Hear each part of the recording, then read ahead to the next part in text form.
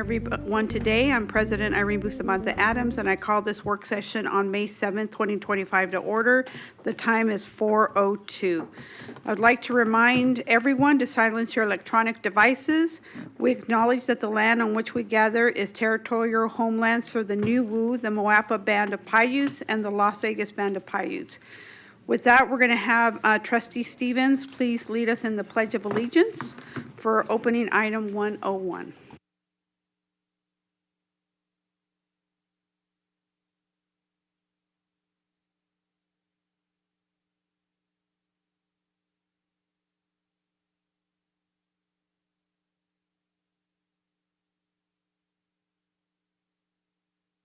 We're going to move to agenda item 1.02, adoption of the agenda. Before I open that, is there anyone that has not completed a public speaker card to be able to speak on the record? I don't see any.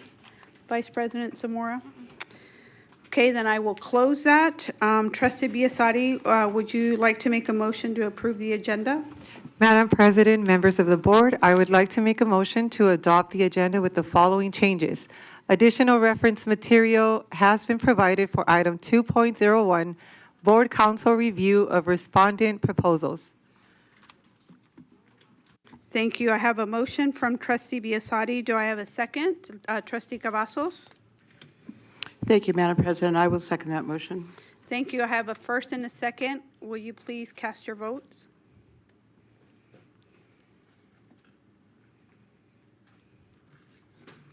That motion passes 7-0.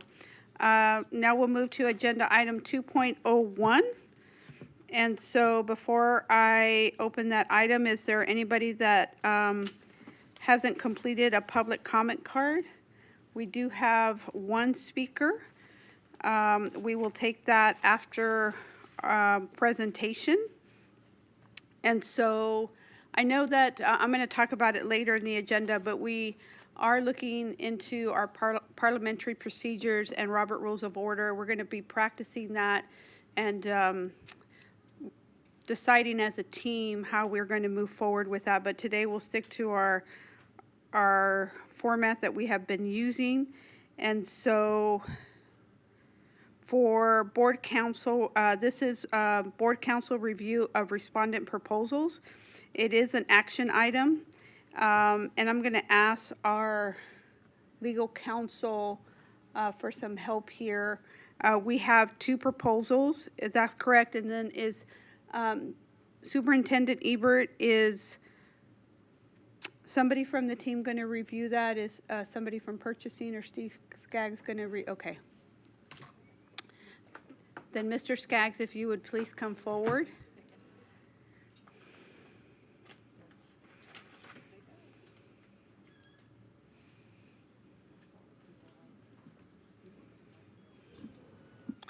And Mr. Skaggs, just high overview. Yeah, you could either sit, you could sit down, Mr. Skaggs, please. Oh.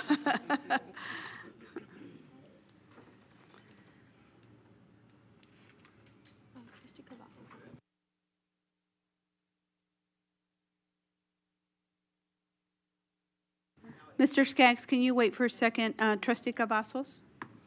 Thank you, Madam President. I apologize, Mr. Staggs. Before he begins, I just want to clarify. So the training we received on Friday, as far as where motions would be made first, and then the trustees would do discussion, and then we would hear public comment. We're not adhering to that at this time? Thank you for the question. Part of it is training, not only that we receive the training, so yes, and a short answer, yes. It's not that it is not going to be applied, is that we are going to also work with the superintendent staff to notify them how we're going to apply the parliamentary procedure.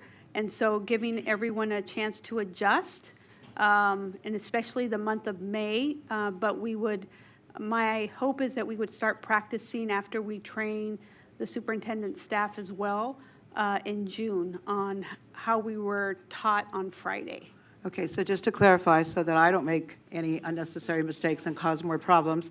So we're not going to follow the Roberts Rules of Order and the parliamentary procedure that we were taught on Friday. We're not going to do that yet, is what you're Yes. saying? That is correct. Okay, so we're going to go back to what we did before, which is presentation, and then we're going to have the public comment first, and then the discussion? And then yes, being able, the deliberation. Okay, I Yes. just want to go on the record, though, that Dr. Ellsbury did make a specific point that one of the reasons he did not want us to do that is because of the public comment and because of us possibly being swayed, et cetera. So just want to go on the record and to understand that we are going back to the regular way we had done it before.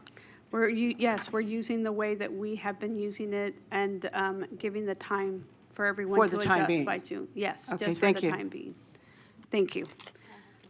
Yes, Trustee Zamora? Thank you, Madam President. For clarification, we're still following Robert's Rules of Order. It's not that we're not doing that. We still are doing it. It's just in this way. Thank you so much, Vice President Zamora. Mr. Skaggs? No. Can't. Now? Oh, there you Okay. go. There we go. Madam President, members of the board, Superintendent Ebert, Steve Staggs for the record. The proposals you have in front of you are from two different requests for qualifications that we did. The second RFQ went out after we only got one response to the first, which is Parker Nelson.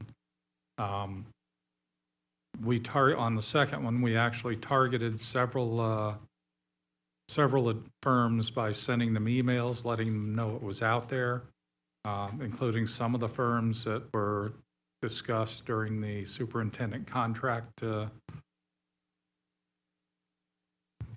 not negotiations, but yeah, for superintendent contract negotiations. They did not, only one responded, and that is North Star Law. So that's what we've got.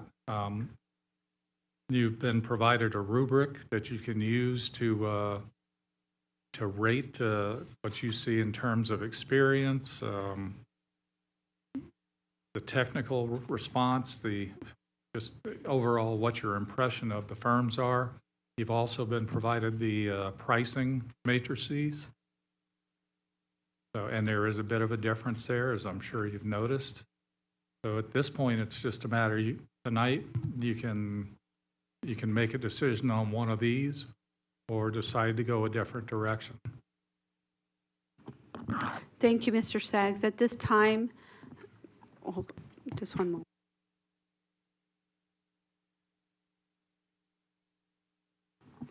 All right, are there any questions from trustees at this time?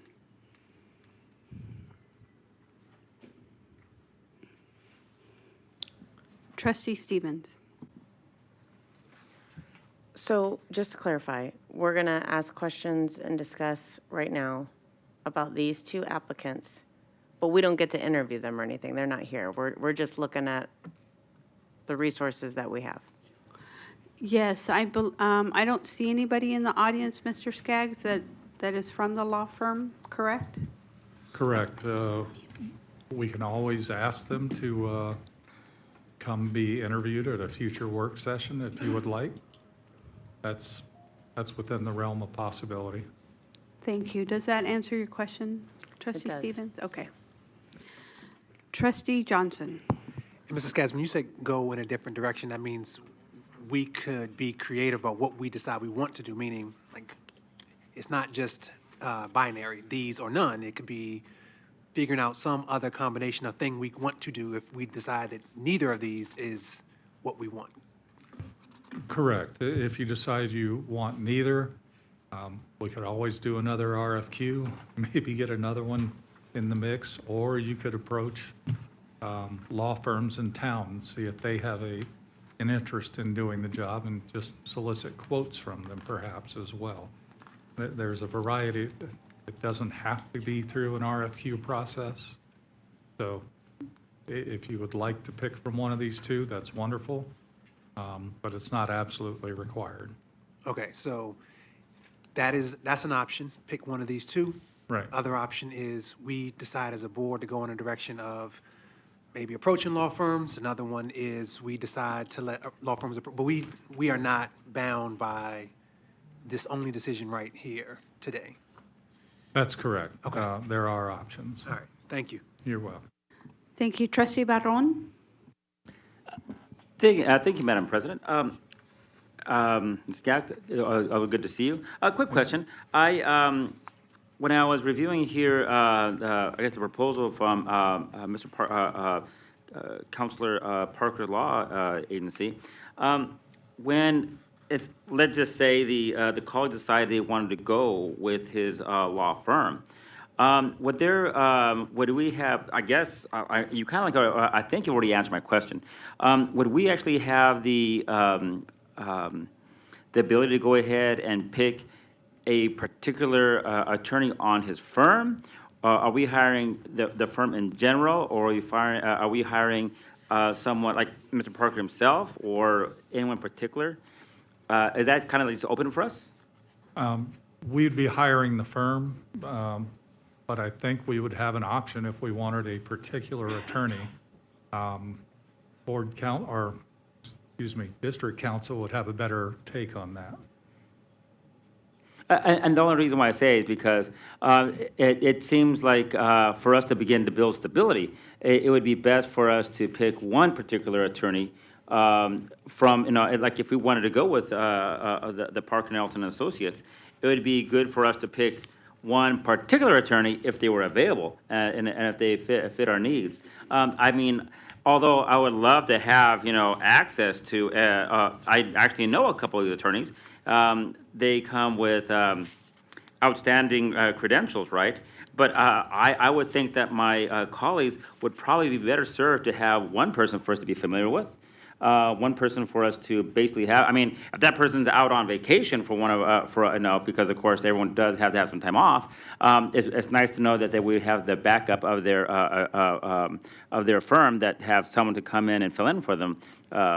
But it would be best. It would be. I think I would feel best served if we had a familiarity with one person in particular. That is just. That's not really a question. I guess that's just like an opinion. But thank you very much. I do appreciate your answer.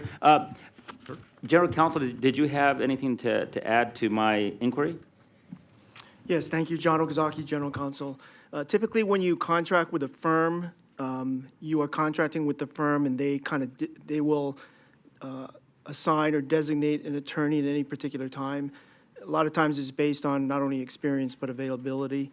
I think Mr. Parker in his proposal is contemplating this scenario because he's given you a range of fees depending on who from his firm who's going to render the service. My thought and my comment is that at this point in the process, for example, if the board was inclined to start further negotiating with Parker, then you could set terms. I mean, we still need to enter into a service agreement with whichever firm or attorney you hire or decide to employ. And so at that point, we can start negotiations as far as the terms. And if you wanted to say, we only want this person because that's the person who has the most experience, that is definitely something you could ask for in your terms. Thank you. You're welcome. Thank you. Trustee Cavazos?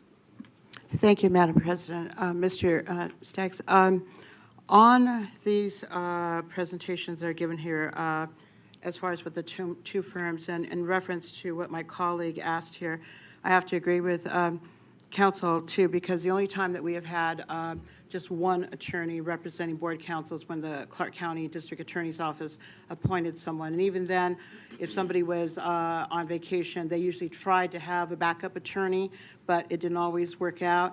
What I'm seeing here is, first of all, I'm going to have a question about conflict of interest, but I'm going to save that. What I'm seeing here is that Parker Nelson has provided us with basically the material and the information having to do with himself, and then 1, 2, 3, 4 different other attorneys from the firm that possibly would be available. Now, on the other hand, the other firm, and I can't find the exact part, it looks like I have part of the printout here, but not all of it, but I did read through it.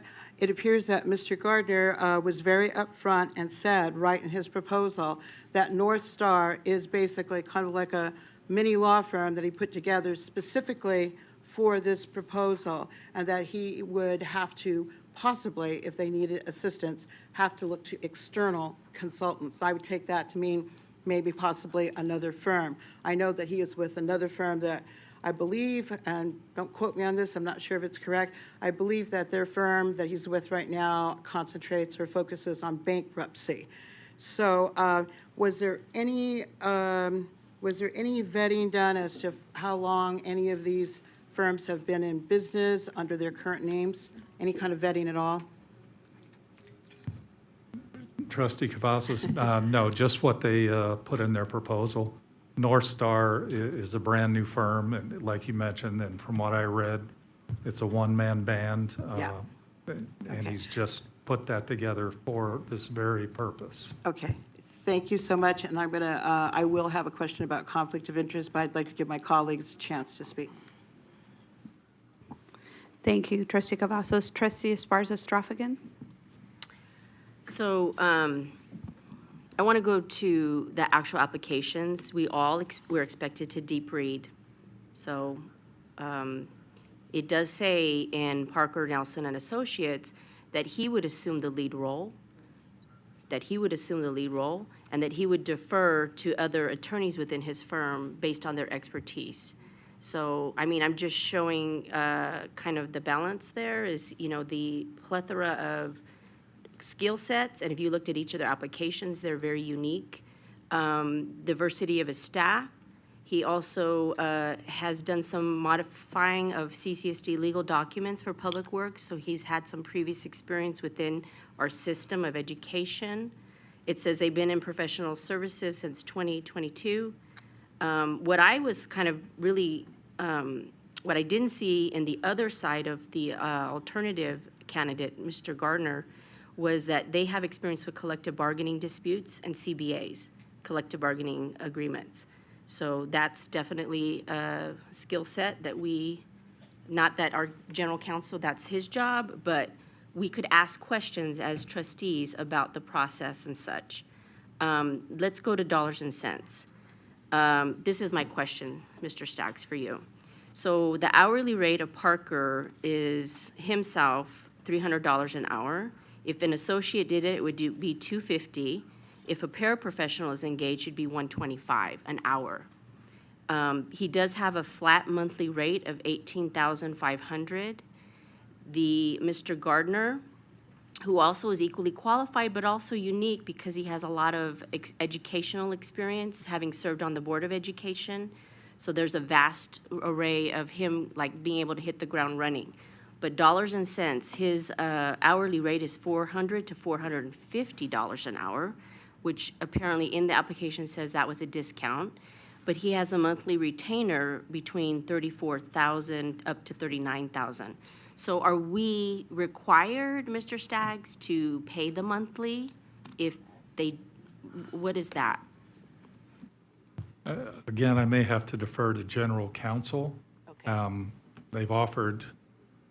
They both offered hourly rates, as you mentioned, kind of vastly different, and the retainers are vastly different.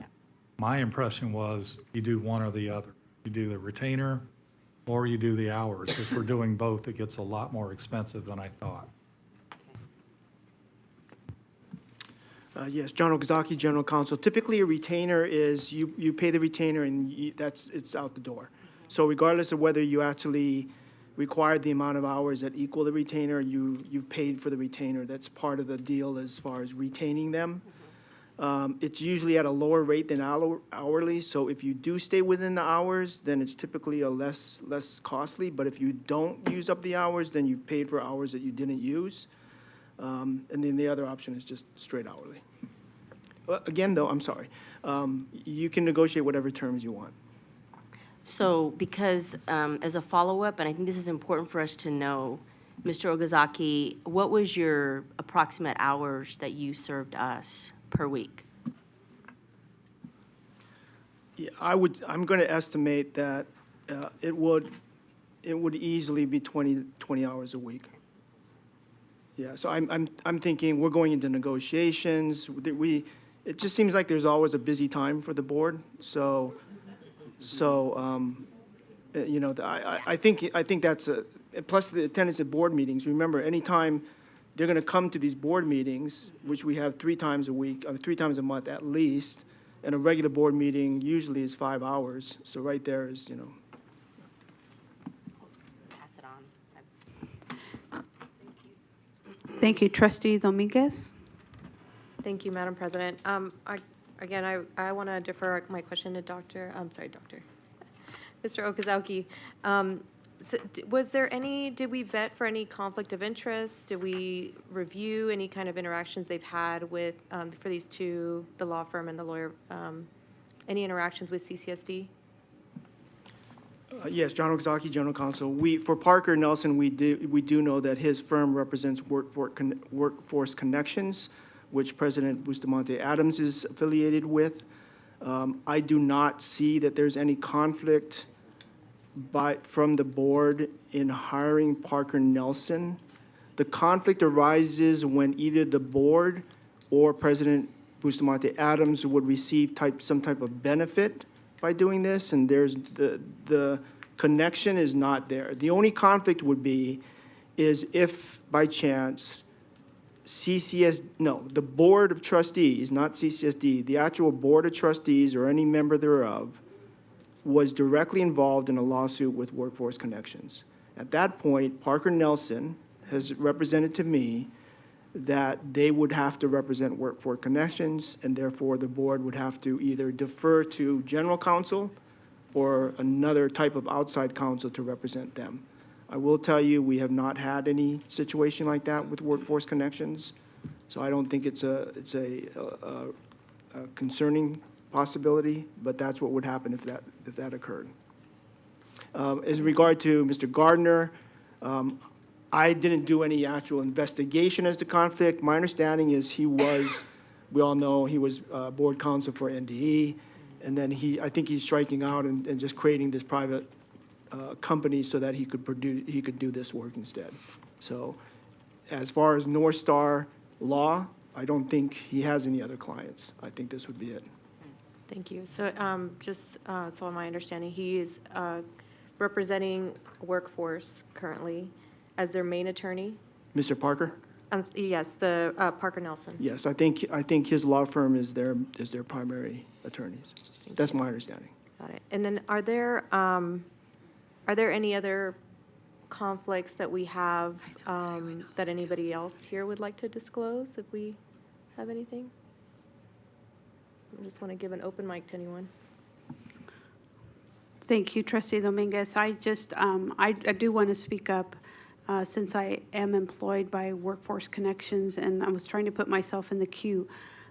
And so, yes, I disclosed that is my place of employment the last time that the RFP came up, and we decided to open it back up.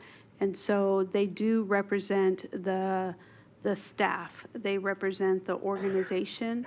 And then the local elected officials that govern us, they're represented by their legal counsel. So thank you for making sure that I put it on the record.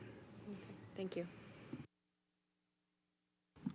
And I'm sorry if I could just make one more comment.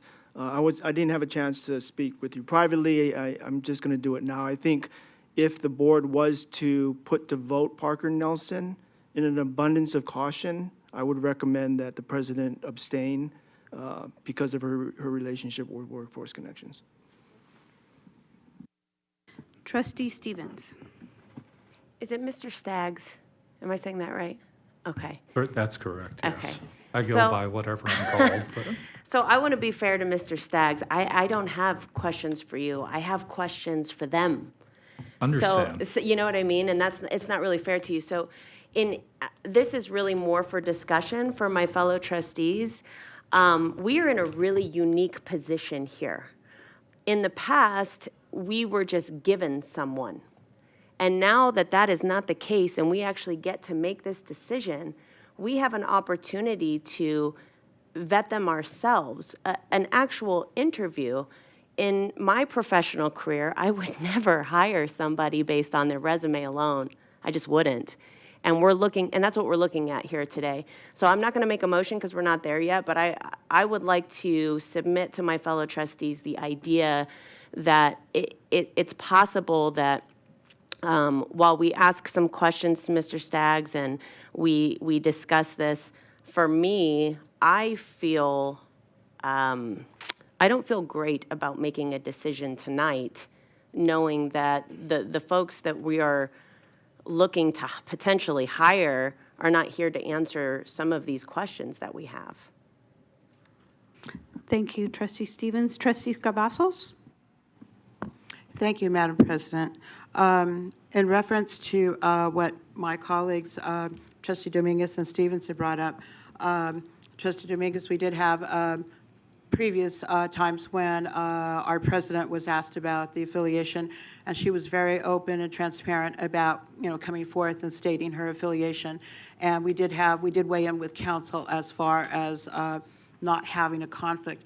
And Mr. Okazaki, I just want to confirm, we have not had any instances with any lawsuits with Workforce Connections. Is that correct? I can't definitively say that. I can definitively say that you've never had a Workforce Connection lawsuit that, in which any board member or the board as a whole was an actual defendant. Okay. And that was the only time a conflict would occur. If Workforce was to get into a contractual dispute with Workforce Connections, that still would not present a conflict with them, because he is only representing you, the board. Okay, and thank you for that. That was my understanding, but I just wanted to clarify that. The other thing also, too, is in reference to what Trustee Stevens had brought up. Trustee Stevens, before, we did have the opportunity in 2021, we did have the opportunity when we put together this rubric to actually, in groups of 2 or 3, and we did virtual meetings, and we did get to interview. Then when we got to the very last time that we got them narrowed down to 3 firms, we had one trustee that brought up that we could get a free attorney from the Clark County DA's office. So 3 months of interviews and the rubrics and everything, I'm just going to say it, they went down the drain, and we had gotten to interview them. So that's a very good point that she makes. I do want to go on the record saying that not only would it be good to interview people, but I also I'm just going to say that I'm uncomfortable with Mr. Gardner, although he's being upfront and honest at saying this. I would want to know, is he still with this other firm and an active partner in that firm? But then he has North Star, as he stated very clearly here, this is something that he put together. So I don't see any other support staff or any other attorneys that he has that would be able to step in. When he says external, he would have to go to another firm to ask them for assistance, whereas Parker Nelson has 4 other attorneys with a wide diversity of experience. So I just wanted to put that on the record. That is an area of concern to me. Thank you. Thank you, Trustee. Trustee Biasotti? Thank you, Madam President. I'm going to be honest. When I first came in here, I was expecting to see them here so we can ask them direct questions. So these are all really valid points. I would like to have been able to ask questions. I am impressed with David Gardner's resume, the scope of his services. For that reason, I would like to be able to further this interaction with him and ask more questions. And I would like to make a motion to table this selection. I'm not sure if that's... Yeah, we're not going to... Not yet? Not yet. Okay. So I'll come back to you. So it would just be my personal opinion that if we could move forward with another round of questions, that we have David Gardner for that. Thank you. Thank you, Trustee. Trustee Satori? Thank you. Yes, I as well was surprised not to see them here. That was my question, were they aware that it was on tonight's work session? No, they were not asked to be here. We were not. Okay, were so they not weren't apprised notified that it there was will be gonna up for a- discussion at this work session, because that was kind of concerning to me, that if they would know and wouldn't choose to send a representative or attend. No, we weren't asked to schedule them for this evening, so. Okay, but if we were to table it, we could make that request to both of them Yeah, to attend the absolutely. session? Okay. I'm sure if one or either really want the job, they will show up. Yeah, I think so. In as fact, well. I believe Mr. Parker was here last time, so, and that was on his own volition. That was not because we asked him to be here. Thank you. And Mr. Caruso, I don't know if you want to add anything to that conversation, but also Trustee Esparza-Straffigan? Okay. Madam President, members of the board, Superintendent Ebert, Joe Caruso for the record. So just a reminder, the motion made on the last board work session was to reopen the RFQ for board council, ensure it's open for 2 weeks, and bring it back to this work session. So that was what the pleasure of the board was at that. So if the intent was to have candidates interview, that wasn't included in the direction from the board. So I just want to remind, so I don't want Mr. Staggs to go home and feel like he didn't do his homework. But, so that was the pleasure of the board then. If there's a different direction, then we just need to get clarity to move forward. Thank you so much. Trustee Esparza-Straffigan. Okay, so it's obvious people want them to come interview. I know you're not entertaining a motion. There is a potential that we could lose the 2 candidates we have. So, Well, again, it depends how bad they want the job. And we can interview one, we can interview both. It seems like there's differing camps in terms of who would be best, but do the interviews have to be in public? probably a good idea. But John Okazaki, General Counsel, no. The only thing that has to be in public is under the open meeting law, which means that if you have a quorum of the board or a series of meetings that constitute a quorum in a meeting, that would have to be in public. But what Trustee Cavazos was describing before, when 3 trustees without a quorum were interviewing people, that's not a meeting, subject to open meeting. I'm just going to say to my fellow trustees that we need to expedite this. We've been waiting for like 2 years, maybe Cavazos longer. I think, 4? To have representation. So I just want to, let's be creative. Could we do the interviews, however, where it doesn't violate open meeting law, and then do the deliberation and decision thereafter? Just a consideration, so we can help Mr. Ogazaki to do his day job, because he is really doing 3 jobs, I believe. Just forgive my humor. But again, as Trustee Cavazos mentioned, doing it in groups took several months. So it won't be the most expeditious manner. We need Caruso then. How soon Yeah, I could was we- just going to, Mr. Caruso, could you come up and help us to frame, how could we, because there is an interest in just wanting to see how we could make that work, even though May is extremely complicated, but. Madam President, members of the board, Superintendent Ebert, Joe Caruso for the record. So May is difficult. As you know, the last 2 weeks of May we reserved for graduation, so everything's pushed up. You have tomorrow night a regular board meeting. You have next Thursday night a regular board meeting. The following Monday you have the budget, adoption of the budget meeting. So trying to find a day for 11 people to do together is a challenge. Might I suggest you have a June work session? Perhaps you put that as an agenda, a review of respondent and interviews, and then do an action item as the section item to have discussion and possible action to make that decision then. And that way there, it's already noticed, it's on your calendars, and perhaps instead of adding an additional meeting, maybe go for that direction, especially since May is as packed as can be. So Thank you for just a that thought. insight. That's very helpful. Trustee Cavazos?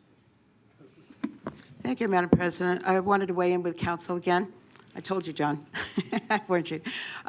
When you were talking to us before, and I believe Mr. Staggs had reiterated also, it's basically, if we wanted to go a retainer, that's one route. If we wanted to go hourly, that's another route. It's not recommended that we would do both. And when you had spoken with us before, you had talked with us quite candidly about, at first when you started, this unbelievably shall we say, thrilling job of being our interim counsel, right? That you were having just like a few hours a week, but then as things escalated and with superintendent selection and several other things, it did grow to about 20 hours a week. So when you were talking about 20 hours a week before, you were not saying that it was going to be 20 hours all the time, but that 20 hours would be a reasonable estimate counting, like, say, closed sessions, attending board meetings, et cetera? Is that what you're saying? It'd be a good number? Yes, definitely when I started in October, it was not 20 hours a week. And so it started picking up with the new trustees. And then when we started ramping up the superintendent search, then it escalated. And since then, it has been averaging about 20 hours a week. The only reason I said that may be a good number is because you're going into negotiations. So I think you're going to be meeting more often in closed sessions, 288 meetings and things like that. And that's why I said it tends to seem like you guys are always busy. So I'm not sure what happened in October that allowed me to maybe only be doing like 10 hours a week. I don't know. I think at least half, if not more, then it's going to be 20 hours a week.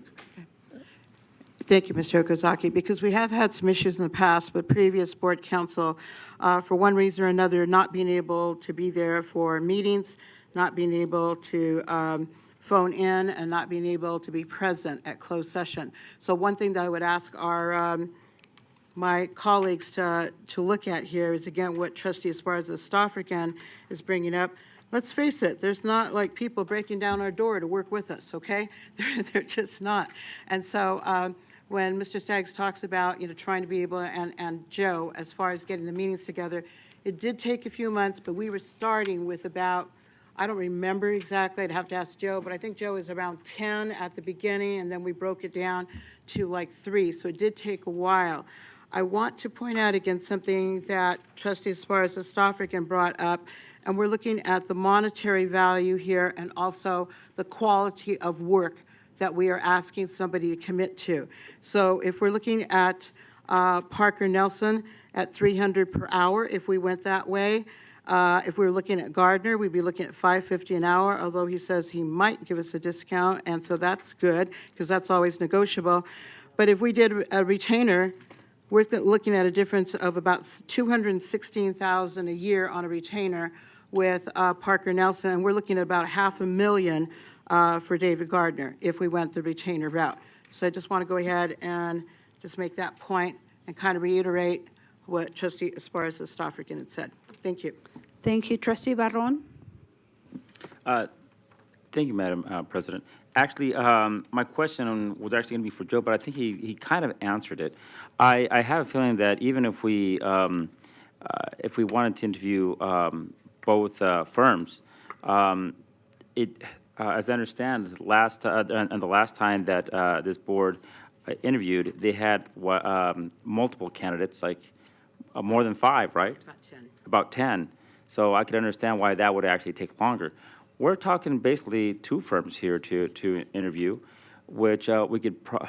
I could be, I always underestimate, but I don't think if we had already some set questions that we asked the firms that we had developed, we could probably ask these questions probably within about an hour or so, even in the smaller groups, and get through them in a relatively quick time. I don't think this is going to be as difficult as we really think. Time is kind of like of the essence. We have our general counsel who has to get back to doing his job, which is overseeing and litigating. This board has already shown that it wants to move in a new direction. I think it's kind of fun. I could be wrong, but I think we actually have a diversity of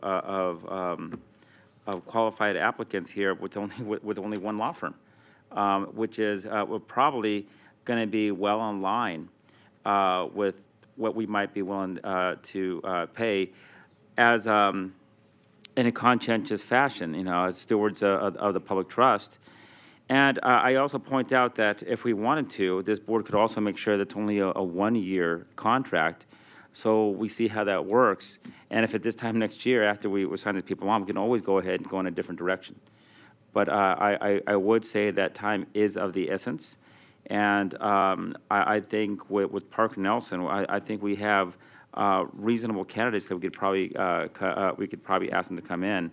And talk to talk to them and find out how we want to work with them. Again, advice is like whatever, you get good advice, you get bad advice. But we could probably get competent advice at a reasonable rate. And I think if we, that this board set its parameters, we could probably do this in a very reasonable fashion, because we don't have a whole lot of. I think we did well to pick our superintendent, right? But we did have experience. We did have experience with it, right? And this, we don't have any experience. So at this point, I know I'd be ready to make a motion. But I think I will wait until our discussion has ended, and at that time that our president chooses to open it up for the motions, though. Thank you, Trustee. Trustee Johnson? I have a process question. This is for you, Mr. Okazaki. Question one, what would be because I heard Mr. Staggs. Can you pronounce your last name, please? Staggs. Mr. Staggs. Staggs, yes.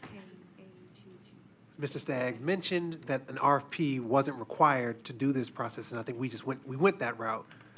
And so if an attorney heard this on the news or got approached by us tomorrow, what would be the process if they were they want to be interviewed too?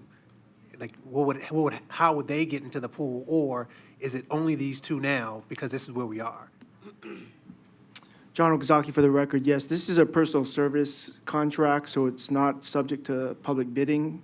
The process of putting it out for a request for a proposal was just something that the board decided to do, and that's the way they did it in the past. It's not required.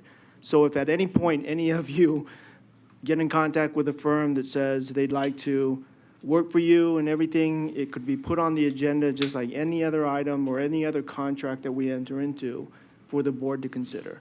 And as far as what to do, how you negotiate terms before that, as long as you're not doing it as a quorum and deliberating, you can get some of the specifics before you present it to the board. So, okay, so to be clear, if tonight I get a call from a firm and they said, we also want to be considered, now we heard that this process is happening, you all might be interviewing, would I then just reach out to the board president and say, assuming that we decide we're going to do a set of interviews at some point, this is a set of assumptions. We decide we're going to do interviews, would I then reach out to the board president and say, board president, I got 3 firms that asked me to be part of the interview pool, and I would just hand those firms over to her, and that would be the way that those firms would be able to be part of the interview slate? Yes, as long as when you create the agenda, you identify which firms you're going to be considering and interviewing. Okay. That would satisfy the definition of, the clarity of the agenda item for purposes of open meeting. So, Okay. for example, tonight, if you guys decide, let's schedule a meeting and interview potential candidates, including Parker Nelson and North Star Law. And then you say, okay, and then in the meantime, more firms come up. As long as before the agenda, when you put the agenda item together and you actually create an agenda for a board meeting, you list all the names of the firms that you're going to consider, that's perfectly fine. Understood. And Trustee Johnson, I'm going to ask Mr. Skaggs to chime in because he's making a face. I don't understand it. No, Okay. Mr. Okazaki is completely 100% accurate from a legal standpoint. From a business standpoint, I'm a little concerned that people who didn't want to play with us and submit responses could come in and interview. One of the things with the RFQ process is they got to see our professional services agreement. They had an opportunity to take exceptions to it, which one of them did. So we'd be starting fresh with the other. Doesn't mean we can't do it, but just from a personal, professional perspective, it would rankle a little bit, but Got it. that's my problem, no one else's. And then the other question I had, the other process question is, I was under the impression that when we talked about rates, especially with retainers and then hourlies, in all of my experience with attorneys, and so, Ms. Okazaki, you can help me better understand, the retainer is paid monthly regardless. Like, that is just like, that's just the fee of doing business. So to say, you are my attorney, I pay you 18.5, and that's whether I call you once or call you 1,000 times. And then after that, there's some set of hours that 18.5 covers, and then after 18.5, I pay you hourly on that. But maybe I'm misunderstanding. I've seen it done actually a couple of ways. One is that the retainer is really a retaining fee, meaning we are your attorneys, and we will continue to agree to represent you. You pay us this amount per month just for that. And then any actual hourly work we do, we'll charge you. The other more common way is, you give us a retainer, we'll give you this many hours of service in exchange for that retainer. This is the way Mr. Gardner's represented it. Yep. He says, here's my retainer, that's 20 hours a week. If you go over 20 hours a week, Pay the hourly. it's hourly rate. Understood. Okay, thank you for the But you're clarification. correct in that, once you pay the retainer, you could not use them at all, you're still out that Yeah, money. you're still out the money. Yes. Thank you. Trustee Biassadi? Thank you, Madam President. I just wanted to add a comment. Two things keep popping up in my head. Haste makes waste, and fools rush in. So I, like Mr. Caruso's idea, I would be in favor of a work session in June, potentially. Thank you. Thank you. Trustee Barron? Yeah, I think we have two firms that have expressed interest. I think Mr. Staggs is totally right. Although I would not be in favor of hiring on them, one of them right now. I think definitely calling one, or if you prefer, both in, and we talk to them. I think that makes sense. Look, we could have someone. Any one of the trustees, you have numerous contacts in the community. We could have someone give us a call tomorrow. Are we going to wait another week or 2 weeks to go ahead and then incorporate them? We could be doing that for months. You know, that's just untenable. I think again we have two firms that have expressed interest. Mr. Staggs did a good job presenting as he was as the board wished. You know, he didn't exceed his directives, and he did what he was supposed to do. I think at this point we can very easily go ahead and take some initiative and either call in one or both at my colleague's wish to be interviewed. And then if you decide to pick one, if we decide to pick one, then negotiate the actual terms. Again, that's just, you know, the way we see. I would be totally against and aghast if we're 3 months from now still getting phone calls from attorneys who, hey, I think I want to weigh in now. And again, if we want to keep on waiting for these, this is something that we'll never get to an end. Thank you, Trustee Barron. Trustee Esparza-Straffigan? Are you ready for a motion? No, I'm going to take public comment, and then Trustee Stevens, I think, is in the queue. Going to stay? Yeah. Okay. Okay, so I am going to go to public comment, seeing no other questions. Ms. Binder, if you could please come up.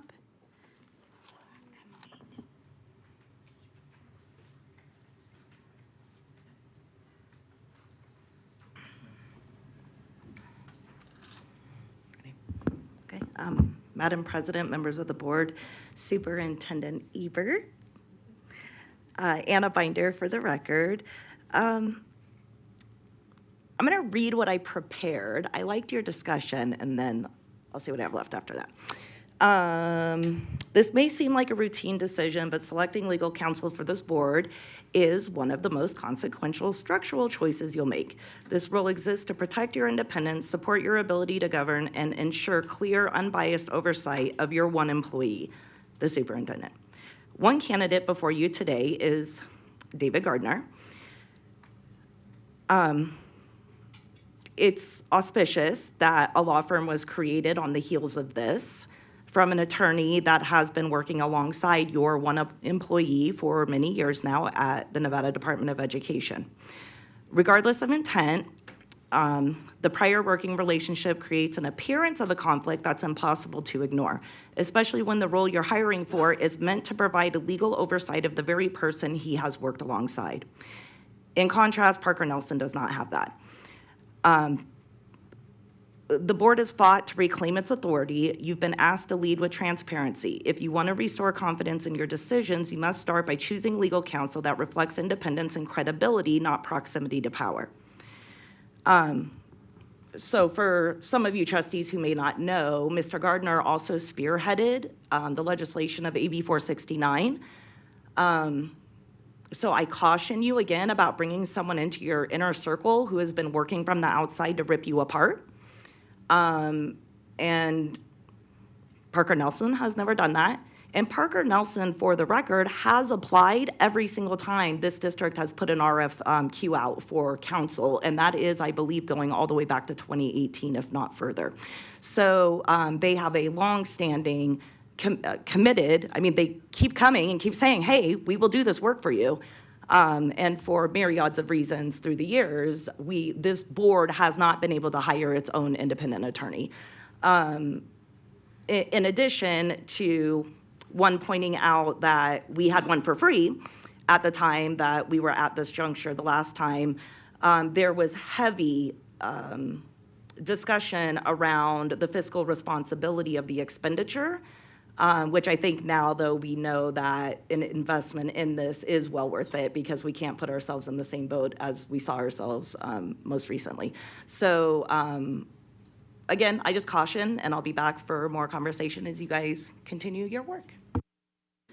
Thank you. Seeing no other public comment, Mr. Caruso, I'm going to have you come up before we take the motion. I want to make sure that you have what you need in order for us to entertain possibly interviews. So please tell us what you need so that we can incorporate it in the motion. Make sure we get it right.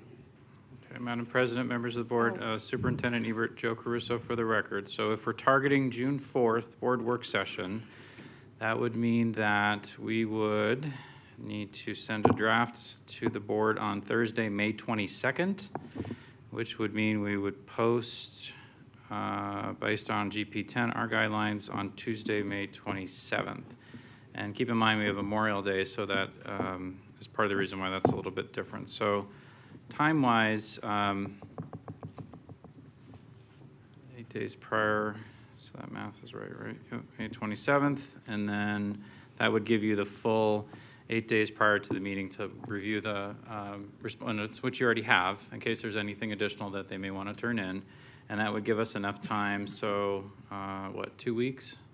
Basically, we would be sending you a draft. So then the respondents would have about 2 weeks to get their information in, maybe a week and a half, because we'd want to make sure we'd have a chance to have the board office put the reference notation on it, post it, and then you would basically come back here on June 4th, have your meeting, and then we can do, like we did with the superintendent interviews, have one firm in the large conference room, and then have the other firm present, and then flip-flop, if so be it. So does that Thank you for Did I that capture that clarity. correct? Mr. Skaggs, do you have any clarity before we take a motion? I have a question for Oh, Joe. you have a question for Mr. Caruso? Yeah. If you Sorry, could please Mr. come Caruso. back. So just to be clear, when we're making this motion, it's so that we can schedule interviews publicly. We're not going to break into groups. Is that what we're saying?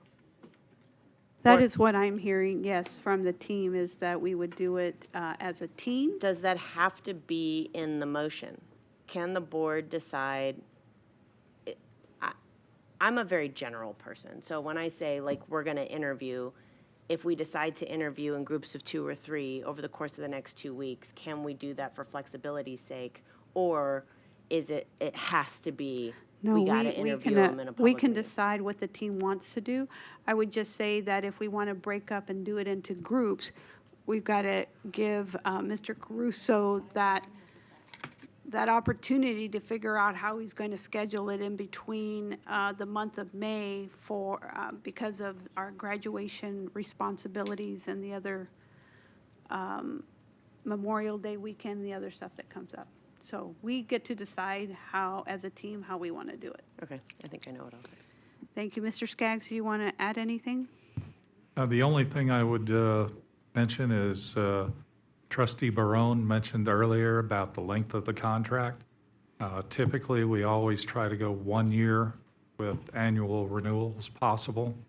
And if during that first year we decide for some reason this firm is not what we expected, the contract that we'll be signing them to gives us an out. We can terminate for convenience at any time.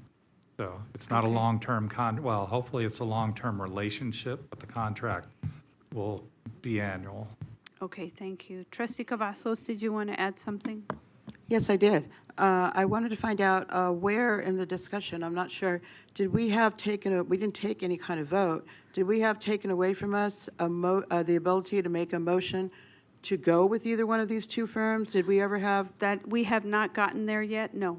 Okay, so can we make a motion right now? I've asked Trustee Stevens she had wanted to make a motion, so yes. Okay, because I think that Trustee Esparza-Stofferkin had asked first if she could make a motion. She was told no, and I think Trustee Biasotti was after her.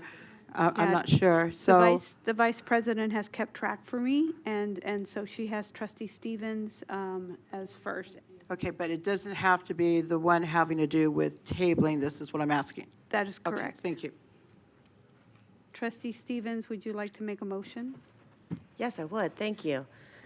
I would like to make a motion to table the decision of who we'd like to hire for council after we interview them, and that we perform these interviews within the next 2 weeks. Thank you. So I have a first. Do I have a second? Trustee Barron? Thank you. Actually, it was going to be a question to Mr. Staggs, but it was going to be a question to the only question that I have is, in case both law firms get spooked with the decision, what will be the? Trustee Barron, we're actually in the motion category, so Yeah. I would need a second. Okay, in that case, I will defer to see if anybody else has Okay, a does second. Trustee Biasotti, would like to second that motion? Yes, I would like to second the motion. Thank you. I have a first and a second. Our legal counsel, did you want to weigh in? Yeah, I think the motion needs to include a provision for if you don't get the interviews done in 2 weeks. So the way you phrase the motion is that you want to interview in 2 weeks. You have to have a contingency for what happens if that doesn't get accomplished. Okay, hold on for a second. I'm going to ask my parliamentarian person, Vice President. Hold on.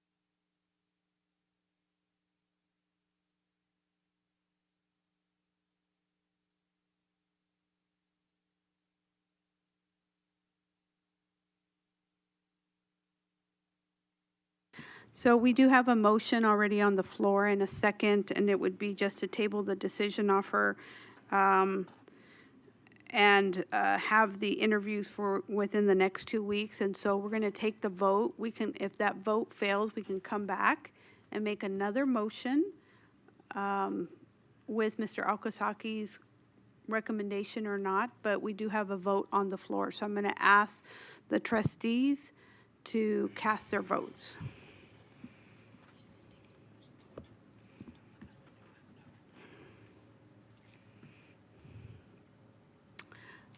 All right, that motion fails 5-2.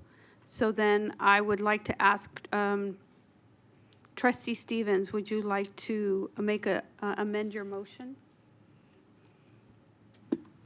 Sure.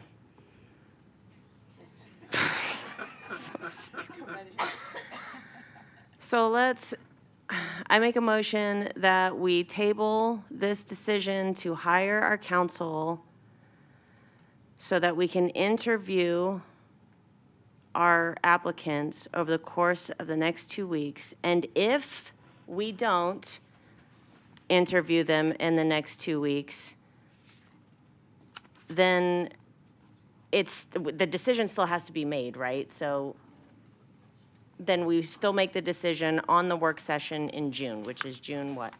June 4th. Or is it the 3rd?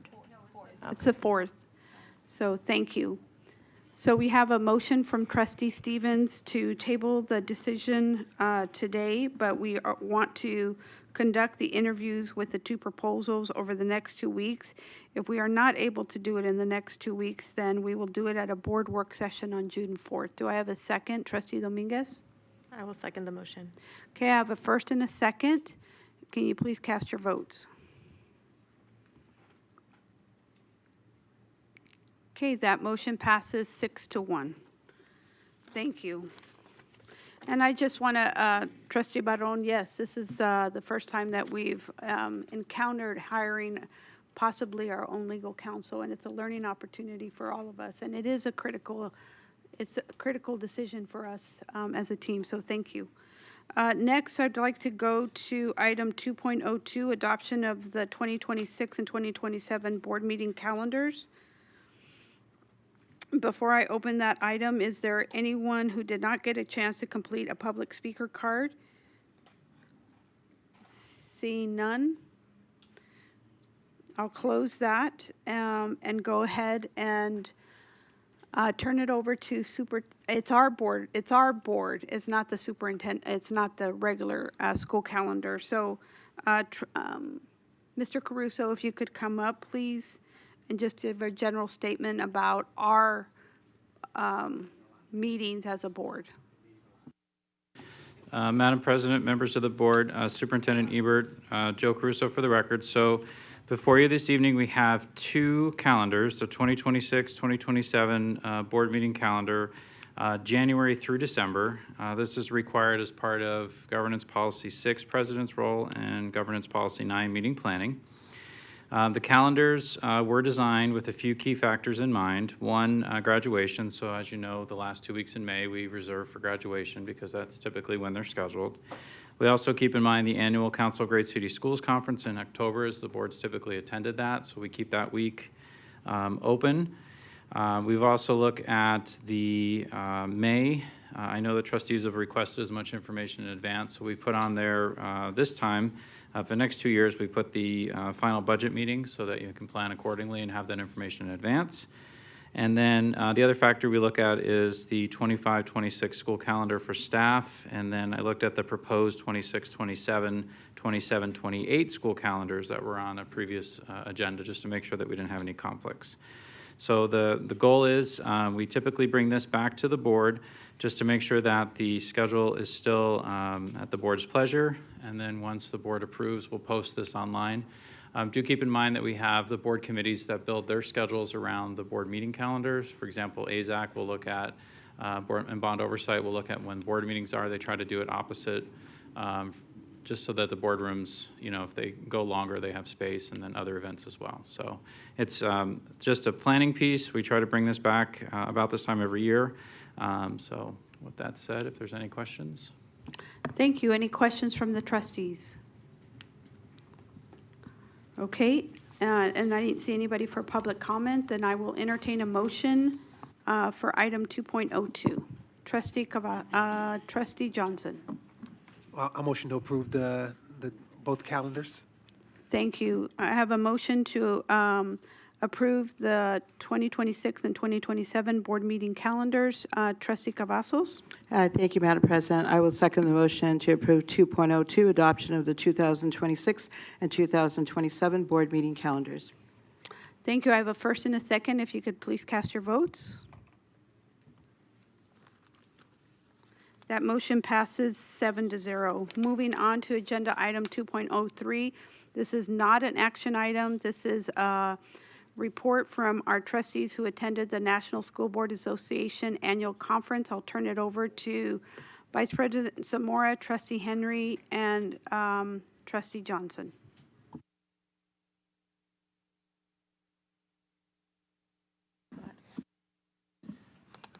All right. I guess I'm talking to colleagues and not necessarily to the crowd out there, but I guess I can talk to the crowd too. I'll do my best to share with everybody. Trustee Henry, Vice President Zamora, and I had the opportunity to travel to Atlanta in early April to attend the National Association of School Boards Conference. It was my second time attending the conference. We went to the one, so trustees, Vice President Zamora and I went to the conference a year ago in New Orleans. And, you know, that first time I was just trying to kind of understand what all of this was and trying to figure out, you know, how to make meaning of so many school boards from around the country and then how to figure out what's the best way to kind of drive my learning.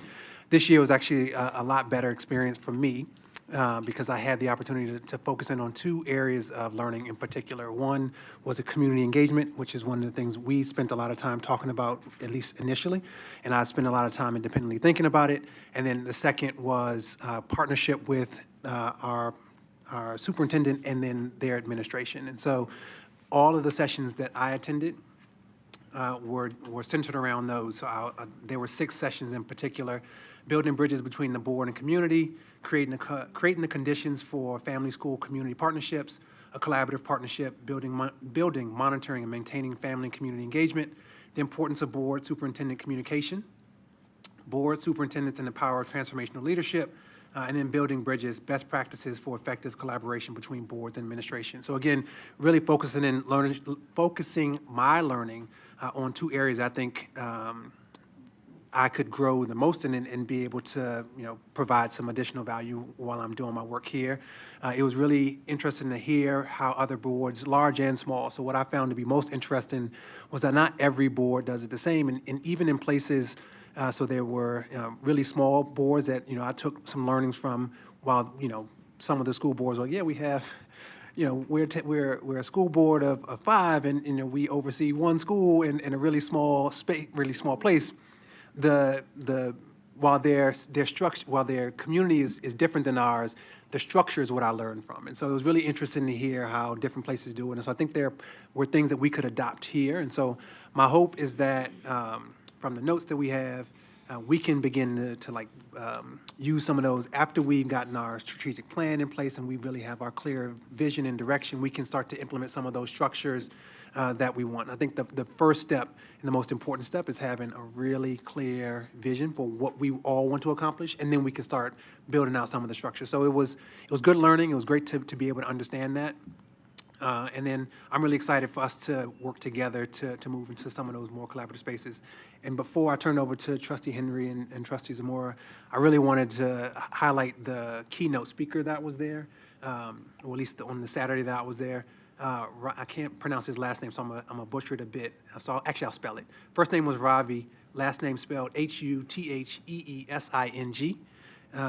But he had this really unique life story. So he played drums for the Hansons. So like he was a rock singer, and then his parents or his family lineage was his great-grandfather was the first Indian prime minister. So he had this long lineage of both unique experiences, and he talked about how children today need to be ready for the pivot, which I thought was incredibly important. So talking to board members about how we can prepare students to be able to pivot, because what we are helping children learn today won't be the same as what they have to deal with in 5 years. And so how we can be forward-thinking enough to create the systems and structures that schools have to implement in order for students to be successful. So it was a really inspiring talk. I left feeling energized.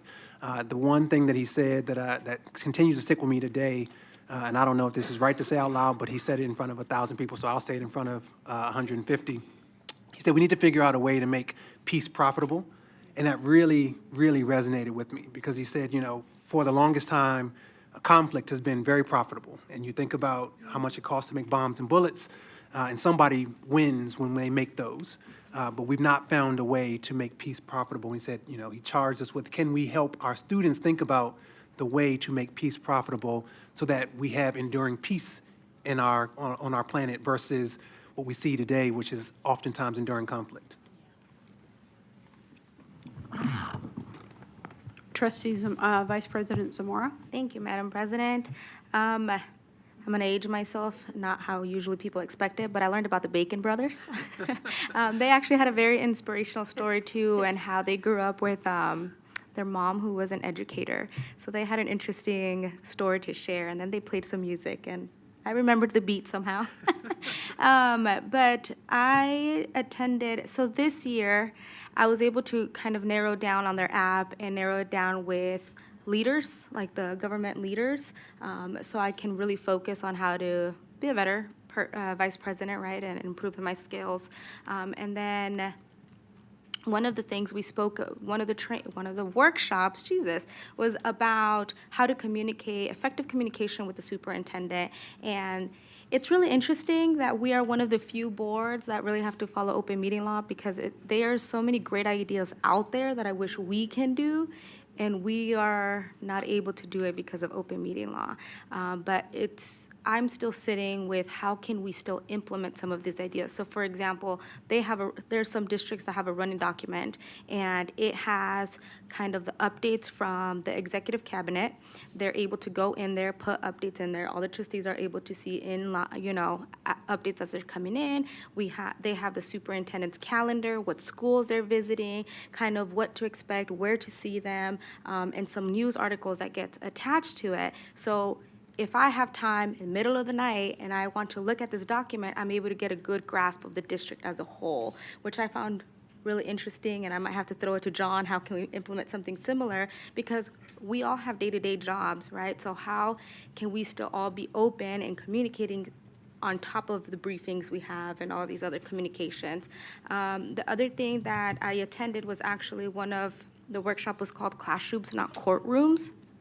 And we are one of the few districts that have our own police department as well. So I was interested in seeing what police departments are putting their resources in to help our students, not just, do the classroom to prison pipeline. And they actually do work with their police department on how to get them in a program in collaboration with the district to kind of remove their citations they might have, and it becomes a whole community effort because they bring the parents in, they're able to bring siblings in if they're setting a bad example, and that resonated a lot with me because I've been able to participate in ERBs. I don't know if I can share that publicly, but one of our roles as trustees is to participate in exposure review boards, and some of the stories we hear there's a lot of interventions that I feel like can happen before we get to that point, right? So this program was really interesting to get a glimpse of,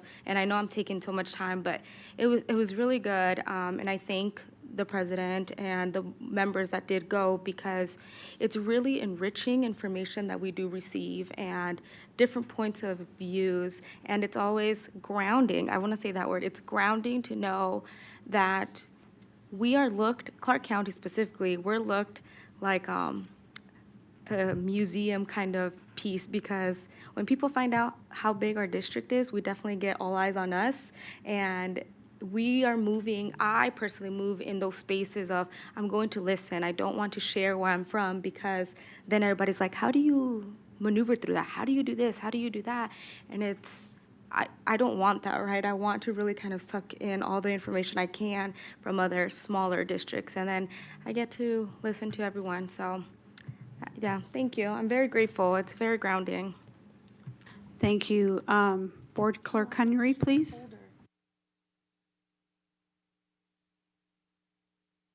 Wrong one. Thank you so much. Was thankful for the opportunity to attend the conference. I was trying to get into my app because I did collect a lot of notes there, but I cannot access my app. But it's okay. It's okay. This is, my first time serving on the board, and it was important for me to find those tracks that were for new board members, especially around transformational leadership. I've served on many boards before, and also just working alongside our board members and not micromanaging our superintendent. That was something that was just really important to me. Just learning what things are operational, although we go through that here daily, hearing it on a national level and from other board members on how they truly implement that was really important to me. I cannot remember her name, but I met a board member from Mississippi who has served on her board for nearly 30 years, which was like, whoa, like that can happen, like that can happen. And she's also an educator at a neighboring county. So it's like listening to her and her experiences and her stories, and also her being the only African American on her board, and also assuming that role after her father had held that role for many years, and he passed away. What legacy? That was something that really stood out. What legacy? The dedication to be an educator, but also serve on a board for so many years in a neighboring district. It was truly inspirational. I'll say that. And so the words that she did share with me is, come here, learn all that you can, but also go home and make sure that you implement that. Be the model. And she did say, support your superintendent. So it was very timely. It was very timely, and again, thankful for the opportunity. Thank you. That concludes our agenda item 2.03. We're going to go ahead and move. Oh, Trustee Cavazos, did you want to add something? I just wanted to thank our three colleagues for their most excellent report. That was a conference that I wasn't able to go to this year, but your reports really helped, and each of you had a very diverse perspective on what you experienced and what you took away. So I just wanted to thank you for that. It was really good. You haven't sent us our picture yet. Thank you. It's still not ready. Thank you. With that, we're going to move on to agenda item 2.04, Balanced Governance Professional Training. And that is mine. I'll ask my other colleagues if they want to chime in afterwards, but I do want to let the public know that in January, this team made a decision, and it was unanimous, and we adopted the balanced governance model as our guiding framework of how we're going to govern ourselves and govern the school district. And this was a pivotal moment for us to have that collective commitment for excellence, accountability, and improved student outcomes. And then last Friday, on May 2nd, we held our second balanced governance training session facilitated by Dr. Alsbury, who is a nationally recognized expert in school board governance. And I want to extend a sincere gratitude to each trustee and the staff member who invested their time and energy to make this happen. What was pivotal for us on that Friday is that we became a team of 12 since we hired our new superintendent last month. And so no longer were we just looking at ourselves, but now looking at our CEO of the school district, and Superintendent Ebert got to participate with us. And so in this short time, it's been over 100 days, but we continue as a team to make the commitment to this work, and we're already yielding growth. I've heard so many comments from the community stakeholders and saying, I can see that this team is moving forward. It is small steps. It is going to take several more to turn the ship, but we are moving in the right direction, and I'm really, really pleased with the cohesiveness, the focus, and our eagerness to learn about the governance policy. Some of the training covered critical components in our journey to become a highly effective board, including parliamentary procedure practice, and Trustee Cavazos mentioned that we gained a deeper understanding of how to follow the foundation and operational rules that could make us more effective and build trust through structure and fairness. And we made a commitment that we would also work with the superintendent, with her team in order to apply what we learned. We also did some team building, and I'd like to thank Trustee Johnson and Trustee Stevens again for stepping in when asked to develop what we did, and it provided not only the team building, but mutual respect and open communication. I learned a lot about the why of why everyone is serving. And then we dug in heavily on the balanced governance standards and the practice review. We revisited the core roles of trustees, particularly the distinction between us acting as a representative voice and a delegate of a stakeholder interest. And we held conversations to reinforce our responsibility to lead with the vision while maintaining appropriate boundaries. And then the last thing, we had discussions on agenda development, social media use, school visits, official representation, and communication protocols. These guidelines helped us and will help us to operate transparently, professionally, and consistently. And so just pleased in the work that we're doing. Like I said, it's a little over 100 days, and as a new team, very proud of the progress that we are making step by step. So in closing, I want to reiterate my appreciation also to the superintendent who joined us, and now we are a team of 12, like I said. And I want to use the word intentionality. We are being intentional in how we govern and how we hold ourselves accountable. And I'm looking forward to the steps that are going to come for the second quarter and the third quarter, and look forward to making sure that the students are at the top of our priority, the staff and the community can be proud of the work that we're doing. So thank you to each of the team members. Does anybody else like to add any comments? Trustee Cavazos. Thank you, Madam President, and thank you for the comprehensive summary, of everything that we worked on. I think that you really gave a good overview. I wanted to emphasize something, and as you said, Dr. Ellsbury, he is the only research-based expert on balanced governance. I mean, he is balanced governance. And one of the things that he emphasized as we were going through all of our different exercises is transparency and accountability. He emphasized that we must know our policies. If we don't know our policies, we cannot have oversight. If we don't have oversight, then it's hard for us to interact with our superintendent that's trying to do her job with, I don't know what our exact enrollment is right now, but with a lot of schools and a lot of employees.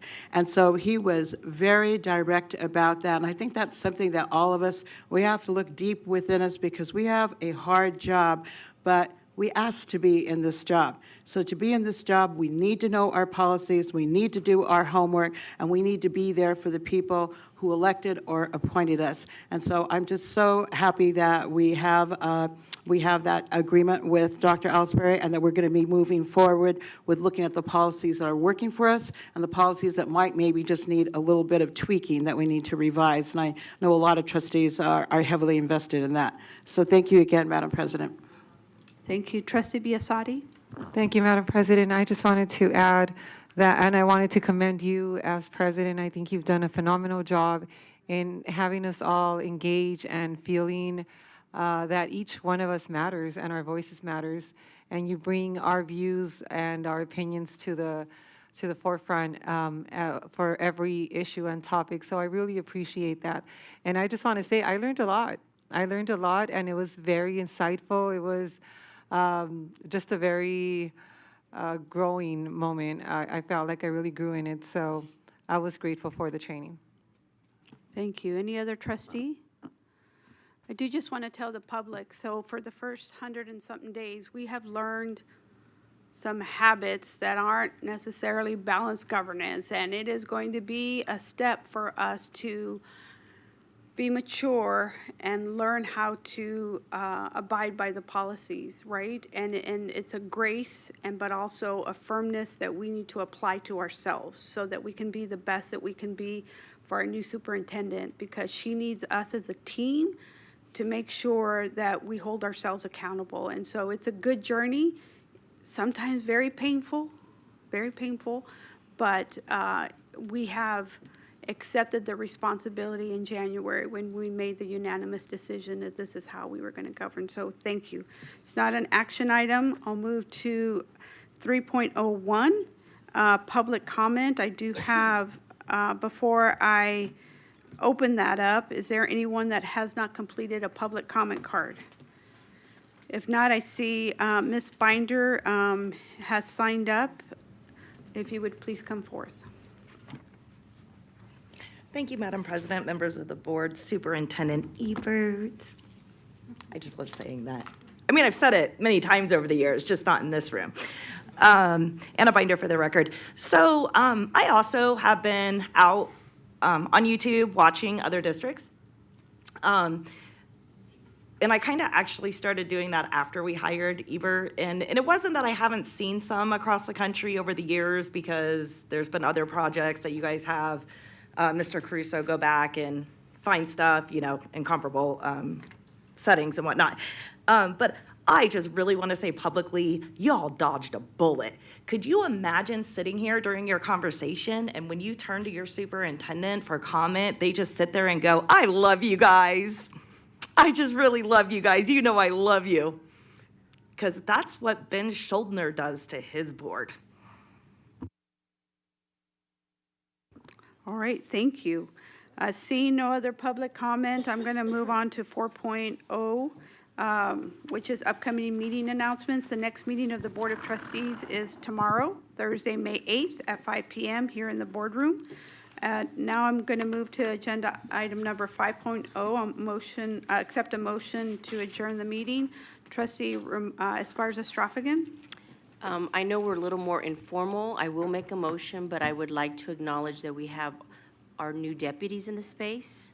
So welcome Dr. Jesse Welch and welcome Felicia Gonzalez. It is their first, I believe, work session. I just want to acknowledge them in the space, and we may relocate some people in the future. Thank you. Hopefully. Yes. So the motion will be made to adjourn this meeting at, hold on, old eyes, at 5:28.